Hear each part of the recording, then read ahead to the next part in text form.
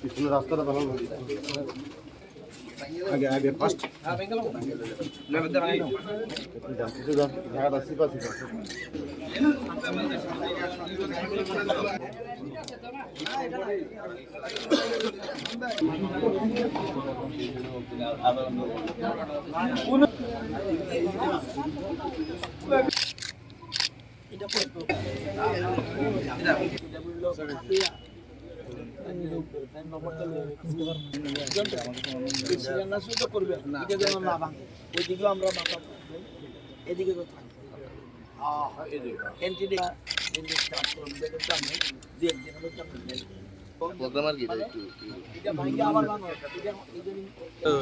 এখানে আমরা একটা হেডমাস্টারের জন্য হ্যান্ড স্টাফ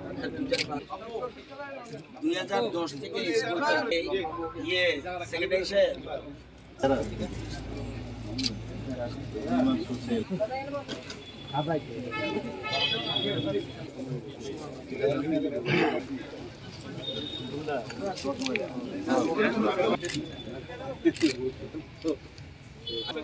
বিধানসভার মেম্বার।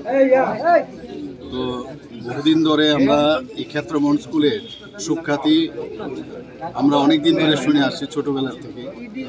এই স্কুল থেকে পাশ করে অনেকে ডাক্তার হয়েছে, ইঞ্জিনিয়ার হয়েছে, বহু দেশ বিদেশে বহু জায়গায় গেছে, কিন্তু প্রপারলি আগের যে সরকার ছিল সেটাকে ভালোভাবে এটা রক্ষণাবেক্ষণ করেনি। আমরা যখন ক্লাব করতাম তখন আমরা আসতাম, এটাকে আমরা ক্লাবের তরফ থেকে ঠিকঠাক করতাম। কিন্তু এখন এখানে যেহেতু ডিমান্ড আছে, স্কুলের খুব ডিমান্ড, শহরের মধ্যে এরকম একটা সুন্দর জায়গা যা প্রপারলি ইউজ হচ্ছে না, অথচ এডুকেশন ডিপার্টমেন্টের আন্ডারে আছে। তো আমি এডুকেশন ডিপার্টমেন্টের মাননীয় মন্ত্রী মহোদয়ের সাথে কথা বলেছি, বলার পর এটাকে আবার পুনরুদ্ধার বলা যায়, আবার নতুন করে স্কুলটাকে আমরা ইংলিশ মিডিয়ামে আমরা এটাকে তৈরি করব, সেই দিশায় আমরা কাজ করছি। এর জন্য আজকে এসছি আমরা, চিফ সেক্রেটারি থেকে শুরু করে সমস্ত অফিসাররা এসছেন, আমাদের মাননীয় এডুকেশন মিনিস্টারও এসছেন। তো এই বিষয়ে আমরা একটা প্রাক আলোচনা আমরা করেছি। তো সেই বিষয়ে এলাম। এখানে বহু জায়গা আছে এখানে এই স্কুলের যেগুলো দখল হয়ে গেছে, বেদখল হয়ে গেছে। তো সেইগুলোকে পুনরুদ্ধার করে নতুনভাবে একটা স্কুল, ইংলিশ মিডিয়াম স্কুল এখানে করবো।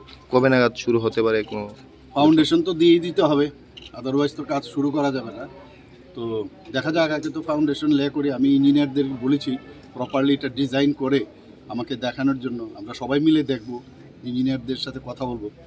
তো এখানে হয়তো বা পাইলিং করতে হবে, কারণ বেসটা স্ট্রং হতে হবে। আর এমনভাবে যেন হয় যাতে আগামী দিন স্কুলে যে স্টেপ বাই স্টেপ যাতে একদম 12 ক্লাস